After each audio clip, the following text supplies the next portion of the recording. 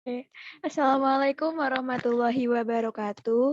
Yang terhormat, Bapak Mukhlisin Nawawi, selaku dosen pembimbing mata kuliah Pendidikan Agama Islam dan rekan-rekan mahasiswa yang berbahagia.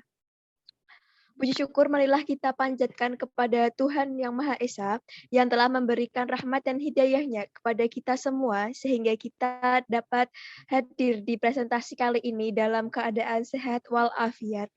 Sebelumnya, perkenalkan nama saya Aufa Bila Islahati selaku moderator dan teman-teman saya ada Hanami Alinda Safati, ada Bella Shantika, ada Silvi Janeha Putri, dan ada Hasanah Nur Ani. Adapun topik yang akan kami bawakan yaitu tentang akhlak terhadap sesama manusia, lebih khusus tentang toleransi dalam Islam. Saya sebagai moderator akan membacakan runtutan acara yang akan digunakan pada diskusi kali ini. Yang pertama yaitu ada pembukaan, yang kedua penyampaian materi, dan ketiga penutup. Acara pertama yaitu pembukaan. Marilah kita buka acara kali ini dengan bersama-sama dengan tujuan agar presentasi kali ini jangan dapat bermanfaat bagi kita semua. Berdoa menurut kepercayaan masing-masing dimulai.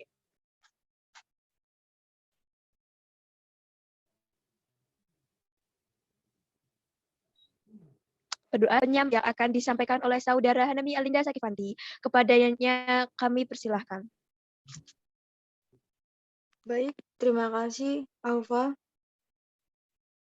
Pengertian toleransi.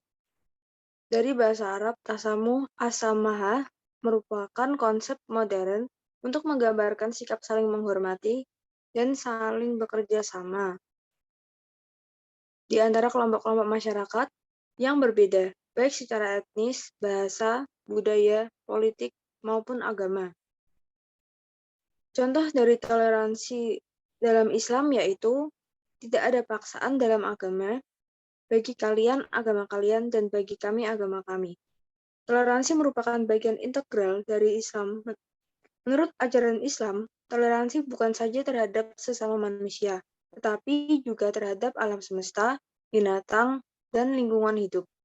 Dengan makna toleransi yang luas, maka toleransi antar umat beragama dalam Islam memperoleh perhatian penting dan serius.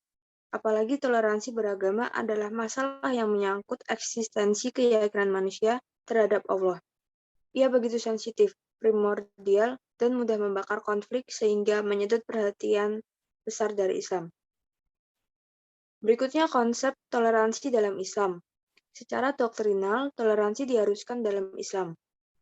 Islam, agama rahmatal alamin, atau agama yang mengayomi seluruh alam.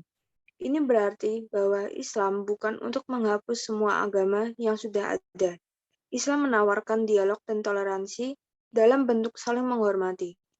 Islam menyadari bahwa keragaman umat manusia dalam agama dan keyakinan adalah kehendak Allah. Karena itu, tak mungkin disamakan. Di bagian lain, Allah mengingatkan yang artinya, sesungguhnya ini adalah umatmu semua, wahai Rasul, yaitu umat yang tunggal, dan aku adalah Tuhanmu. Maka sembahlah olehmu sekalian akan daku saja. Ayat ini menegaskan bahwa pada dasarnya umat manusia itu tunggal, tapi kemudian mereka berpencar memilih keyakinannya masing-masing. Ini mengartikulasikan bahwa Islam memahami pilihan keyakinan mereka, sekalipun Islam juga menjelaskan sesungguhnya telah jelas antara yang benar dan yang batil. Konsep Islam lainnya yaitu saling menghargai dalam iman dan keyakinan. Konsep ini dapat menimbulkan spirit takwa dalam beragama karena takwa kepada Allah melahirkan rasa persaudaraan universal di antara umat manusia. Persaudaraan universal menyebabkan terlindunginya hak-hak orang lain dan diterimanya perbedaan empat dalam suatu masyarakat Islam. Juga melibatkan konsep keadilan, perdamaian, dan kerjasama, mutualisme, serta menegaskan semua keburukan. Saya lanjutkan untuk pemateri berikutnya. Pengertian toleransi. Toleransi sesama muslim merupakan kewajiban wujud persaudaraan yang terikat oleh tali akidah yang sama. Seperti bunyi Quran Surat Al-Hujurat ayat 10. Bismillahirrahmanirrahim. Innamal mu'minuna ikhwatun fa'aslihu baina akhawaykum. Wattaqullaha la'allakum turhamun. Yang artinya, orang-orang beriman itu sesungguhnya bersaudara. Sebab itu damaikanlah atau perbaikilah hubungan antara kedua saudaramu itu. Dan takutlah terhadap Allah supaya kamu mendapat rahmatnya. Toleransi kepada sesama muslim dengan mendahulukan saudaranya atas diri sendirinya, seperti bunyi Quran Surat Al-Hasyr ayat 9 yang berbunyi Bismillahirrahmanirrahim. Walladzina tabu'ud dara wal imana min qablihim yuhibbuna man hajara ilaihim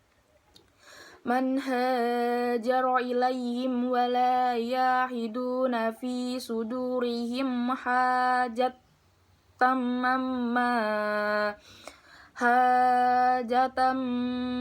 mamma utu wa yusiruna ala anfusihim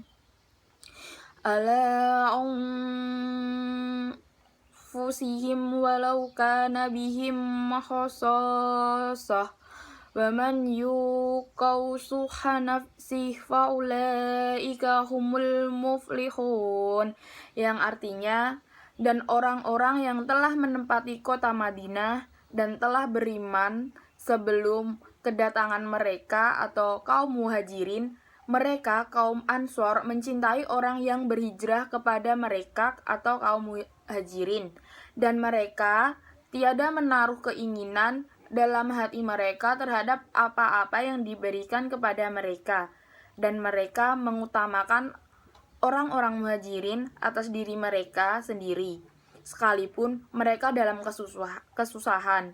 Dan siapa yang dipelihara dari kekirian dirinya, maka itulah orang-orang yang beruntung. Toleransi menurut Syekh Salim bin Halali memiliki karakteristik sebagai berikut. 1. Kerelaan hati karena kemuliaan dan kedermawanan. 2. Kelapangan dada karena kebersihan dan ketakwaan. 3. Kelemahan lembutan karena kemudahan. 4. Muka yang ceria karena kegembiraan. 5. Rendah diri terhadap kaum muslimin bukan karena kehinaan. 6. Mudah dalam berhubungan sosial atau muamalah tanpa penipuan dan kelalaian. 7. Menggampangkan dan berdakwah ke jalan Allah tanpa basa-basi. 8. Terikat dan tunduk kepada agama Allah Subhanahu wa Ta'ala tanpa ada rasa keberatan. Selanjutnya, menurut Salim Al-Hilali, karakteristik itu merupakan inti salam, seutama iman, dan puncak ketinggian budi pengertian atau akhlak. Baik, materi akan saya lanjutkan. Sejarah Islam adalah sejarah toleransi. Ekspansi Islam ke Syria, Mesir, Spanyol, Persia, Asia, dan seluruh dunia dilakukan melalui jalan damai. Islam tidak memaksakan agama kepada mereka, sampai akhirnya mereka menemukan kebenaran itu melalui interaksi intensif dan dialog. Perluasan wilayah Islam sering menimbulkan peperangan yang dilakukan hanya sebagai pembelaan, sehingga Islam tak mengalami kekalahan. Peperangan itu karena ekses-ekses politik sebagai konsekuensi logis dari sebuah pendudukan. Demikianlah sikap toleransi Islam terhadap agama dan keyakinan lokal dalam sejarah kekuasaan Islam menunjukkan garis kontinu antara prinsip syariah dengan praktiknya di lapangan. Meski praktik toleransi sering mengalami interupsi, namun secara doktrin tidak ada dukungan teks syariah. Ini berarti kekerasan yang terjadi otentisitas nama Islam bukanlah otentisitas ajaran Islam itu sendiri.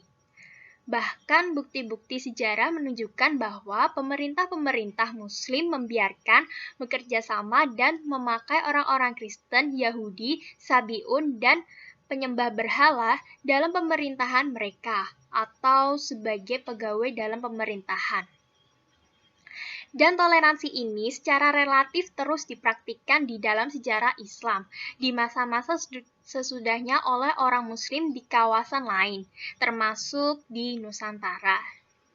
Melalui para pedagang Gujarat dan Arab, para raja di Nusantara Indonesia masuk Islam, dan ini menjadi cikal bakal tumbuhnya Islam. Sejarah penyebaran Islam di Nusantara dilakukan melalui perdagangan dan interaksi perkawinan, sehingga masyarakat Nusantara menerima dengan sangat apresiatif dan suka rela memeluk agama Islam. Sementara penduduk lokal yang tetap pada keyakinannya juga tidak dimusuhi. Model akulturasi dan enkulturasi budaya juga dilakukan demi toleransi dengan budaya-budaya setempat sehingga tak menimbulkan konflik.